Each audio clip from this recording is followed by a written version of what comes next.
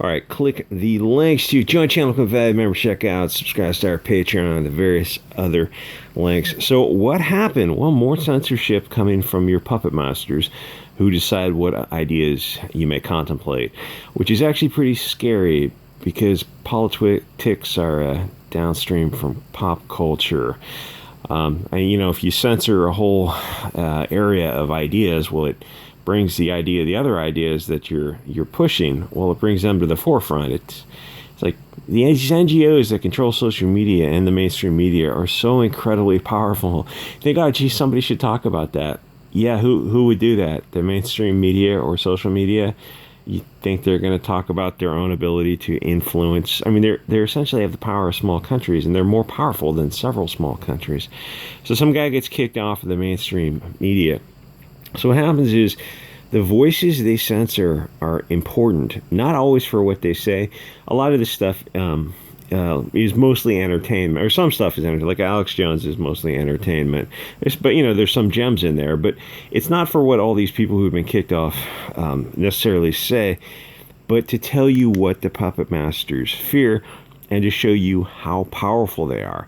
They have control over what ideas you may contemplate, what ideas enter the open marketplace, and they, and only they, control that narrative. Including, like, if you're running for office and you're not allowed on these mainstream platforms, you're not getting elected. That should cause more people, especially our representatives, kind of sit up and go, oh, wait a minute. The political process, free expression are so important. We're going to have to apply the First Amendment to social media platforms, because otherwise you effectively have social media platforms and the mainstream media decide the next election. Like, that's the way it is right now. But that should have people very aware. And unfortunately, it doesn't, because the power of bread and circuses are very, very compelling. So they're desperate to control the narrative and maintain control of it, and they can kind of feel alt media taking some of it away. It's a New Hope, where he's a wretched hive of scum and villainy. They really are the puppet masters controlling us. Controlling speech controls the people. Why do you think they're so desperate to seize control of it, even to the point of buying out companies, seizing control, and then slowly start increasing the censorship, like you've seen with YouTube and other platforms? The legacy media and social media are both lockstep with the globalist agenda. They told us if we didn't like Twitter or YouTube, well, you should just create your own. So they created Gab TV, Odyssey, Bit Chute, Rumble, World Truth Video, and I don't know, there's Shing and Cozy and Foxhole, and it's just countless others I'm not even aware of, which Twitter blocks links to. And then Apple and Google, which 90% of app traffic goes through those, banned Gab from the app stores. The amount of the power they have to manipulate and control the world is terrifying. And, it would be great if more people talked about it, but, where are they going to talk about it? YouTube kicks off videos and entire channels or issues strikes if you dare to go against the mainstream media. It's like, you're probably not aware of it, because how are people going to talk about the stuff that gets them kicked off? Well, they're not going to talk about it on YouTube. It's like, gee, why do you have more subs on Odyssey and Bit Chute, or on Bit Chute, and like the Odyssey channel is growing faster than YouTube? Well, because I can put videos on there that are at least an approximation of the truth. And it's like, are they the capital T truth? Well, the mainstream media seems to believe that only they have access to that truth, and it's an interesting philosophical question of, like, the nature of truth. But I mean, the more important question is, why only one group of people want to control, not the truth, because that's a different argument, but they want to control the information that's disseminated and the allowable political spectrum, which is like, that's the real evil of con ops. So to be fair, a lot of people are waking up, partially because we have alternative media. Gab has been so incredibly powerful for that. Odyssey, Bit Chute, and Telegram also. Because we didn't elect these people, and they seem to own our politicians, who aren't concerned with protecting free expression and diversity of thought. They've had decades to enact some sort of, try to at least start moving laws to protect free expression on the internet.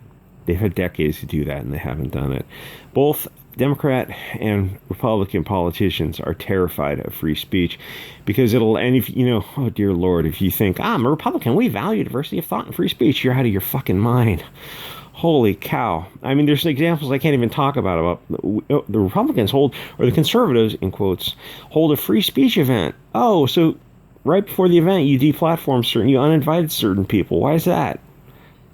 It's a good question. It's like, yeah, like you think the Republicans are something.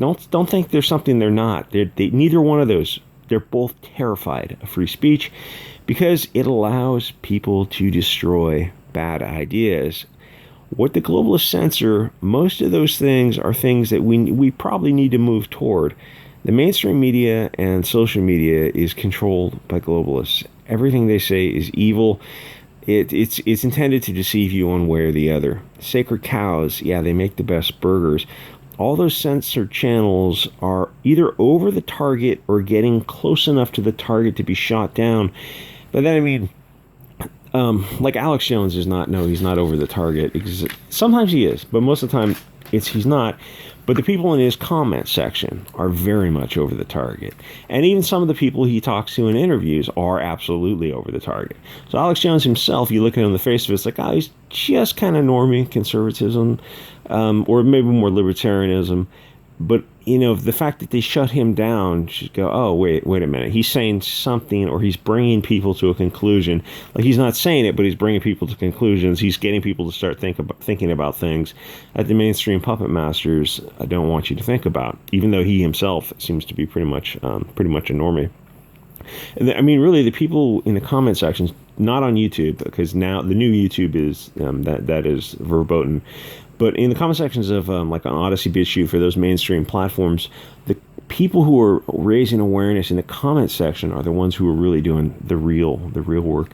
But getting kicked off YouTube, TikTok, Instagram, Facebook, yeah, it sucks, and it's a huge financial loss, but it's inevitable. It's the price of upsetting your masters. There is no solution within the mainstream. It's completely controlled by globalists. I was going to say lizards, but I don't know. YouTube doesn't like that word for some reason.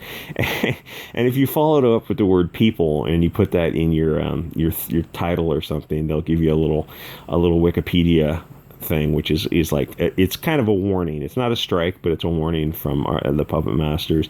And it's like you can judge the mind of Google by where they issue these warnings and who has the power. And there's you can see, if you look through search your channels, that where the Wikipedia warning comes up, and it's like, oh, so that's really who's controlling things. Like the people powerful enough to get a Wikipedia warning for these channels. And I mean, YouTube is not the platform it used to be even a few years ago. The only way to move forward is by using alt media. The more people abandon the mainstream social media and mainstream media, absolutely, the better. And it is cool to see, like, the Comicsgate crowd is on Odyssey now, and they've started, Geeks and Gamers started to do live streams on there, and a bunch of other channels have started to do live streams on Odyssey too. I mean, it's monetized, which is freaking awesome, but it also sets you up when you inevitably get kicked off of YouTube, which is going to happen. I mean, it'd be awesome if more people just, all together just decided to go to another platform. I mean, that's not going to happen because the YouTube money for them is so good, which is a shame. Which, apropos of nothing, Reuters published a article on, you can look up who founded Reuters, published an article on how they want to censor Bit Chute, Odyssey, and I think they mentioned Rumble also. The mainstream media is calling for censorship of the alternative media. That should shock people. The media wants only one viewpoint allowed, their viewpoint. They are mask off. The mainstream media, social media, and government are all hand in hand pushing for censorship.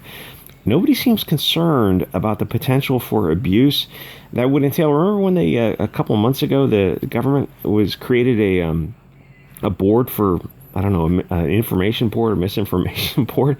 It's like, yeah, you don't really seem to get what America's all about. Or perhaps, may I direct you to the Constitution and the Bill of Rights?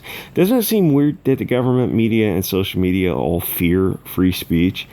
at this point, a peaceful separation is a better bet, because there are irreconcilable differences for people who value liberty and for people who value authoritarianism and, the government telling them what ideas are permissible. I mean, you just sign yourself into slavery, which is where I look at a separation would be a better bet than the path we're going down now, because it is a path to slavery. There's no nice way to say that. What do the puppet masters fear? Well, you can tell what they fear by what they issue warnings about and what they censor. It seems to me they fear strong men with in-group preference, men who are confident enough not to be manipulated by cults like Antifa. And there's a whole science of why people join that. It's like an outcast and misfit type of thing. Or people who look to external saviors, whether it's Bernie Sanders or even Trump. I mean, it's like this stuff happens, the Messiah complex, external Messiah kind of ideology happens on both sides. It should, and though I will say that people have, like, the Trump train is definitely over. It should terrify people that the left are openly pushed for censorship.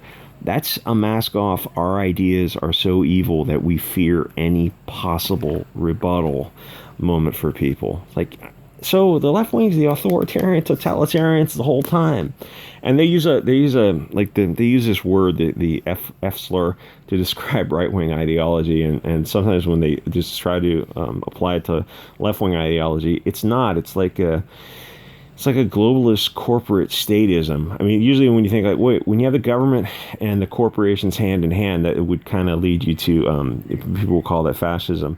This is different because, I mean, if you look at the back of a dime, you see what that means. It's one bundle, groups of people in the same direction, one nation. It doesn't apply. This is like corporate statism, international corporate statism, using the power of the government to compel people.